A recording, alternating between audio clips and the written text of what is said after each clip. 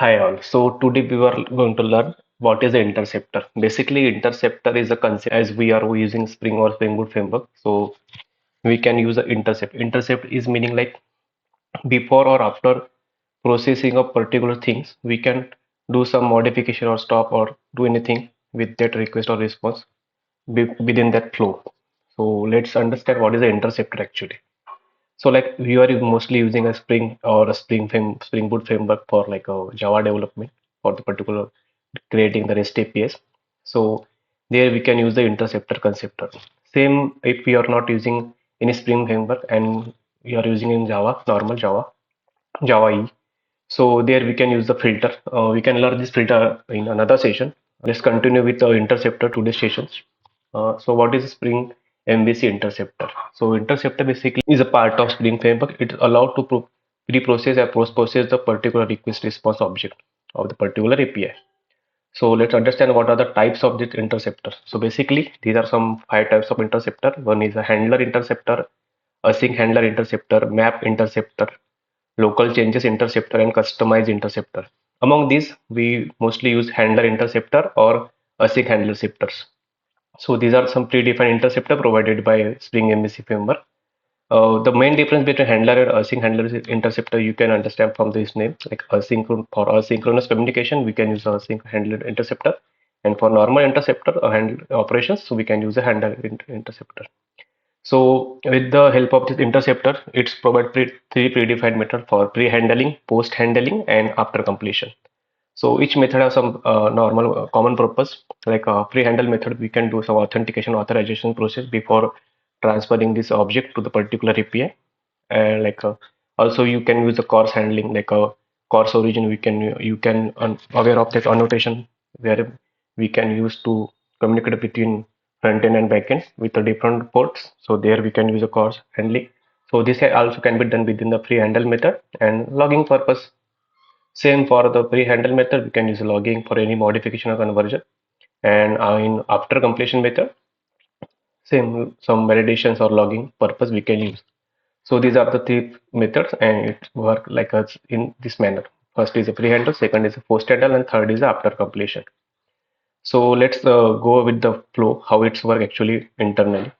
So here I have defined like this Spring framework layer. So whenever any request come in under the Spring framework, like a particular request, here I have defined the one client HTTP request which are sending to the particular API.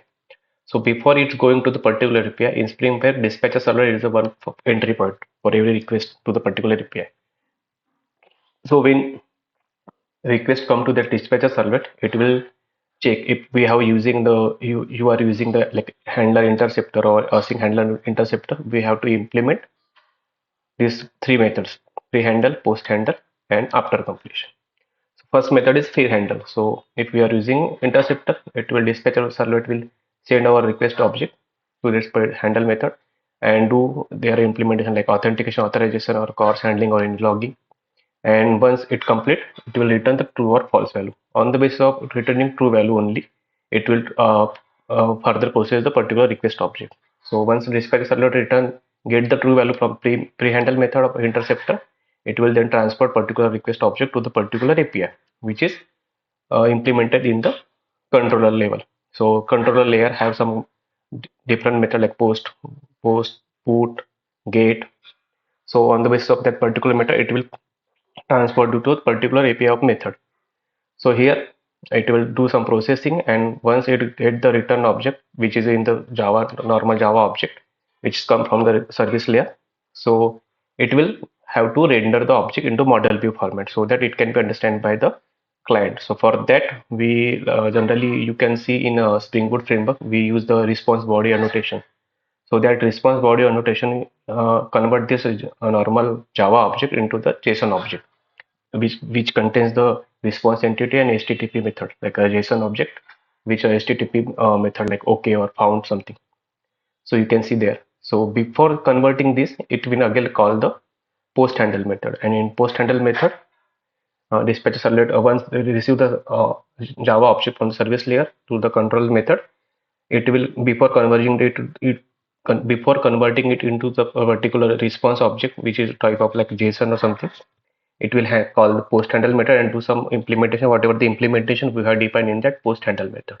And once it completed, only then it will render this object to the view format, like converting it into the JSON object format with HTTP status code. Like once it will done the conversion, the final method, which is after completion. So dispatch servlet will call the after completion method and do some validation or something logging before transferring this converted JSON object to the client side.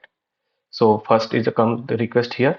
Then first place is like go to the pre-handle method, then return the true value in the second step. Once it returns the true value, dispatcher servlet will transfer the request object in third step to the particular controller API of REST API, and it will do their implementation and processing. And once the controller layer get the response object from service layer with the as a Java response object, it will then call the fourth step, which is a post handle method. Once post handle method will completed, then it will complete transfer this object into the particular response body object, like response type object, whatever the response type. For example, the JSON with the HTTP status code. Once the conversion is done, then it will call the sixth step, which is the after completion method. So whatever the implementation we have done here, it will complete. And once the completion is done, it will then send this response object to the dispatcher server. And then dispatcher server will send this object to the client side. So this is how Interceptor internally will work with the Spring framework. We already seen the three method which is predefined in Spring framework for every interceptor: pre-handle, post-handle, and after completion. So let's go to the code to understand how it works. So first, I have created one application, Spring Boot application, and defined one configuration class. And there I have created class demo interceptor, which is implementing the handler interceptor. Once implemented the handler interceptor, it is overriding the pre-handle, post-handle, and after completion method. So in pre-handle method, I am basically taking the request, and I am taking that there is a authorization token, simple authorization I am doing here, authentication authorization, and on the basis of that it will return false or true value if whatever the header, whatever the required header it is content, I will return the true value, else I will return the false value. So let me show you the controller layer. So whenever any request come for particular API, the request come to the particular dispatcher server. On the basis of that, it will call its first pre-handle method. Once it completed and return the true value, only then it will go to this flow and process. So here I have not implemented any further implementation for service layer or something. I am just returning the normal value. So you assume here you can get a particular response object for service layer, and before rendering or before converting this object to the particular response type, for example like JSON with the HTTP status code, it will again call the this post handle method, and here I had just doing the some logging, basic logging. Okay, and once it completed, then it will convert this object into the particular response type object. And before sending this response type object from that API, it will again call this after completion method. And here also I had doing some logging just for the understanding purpose.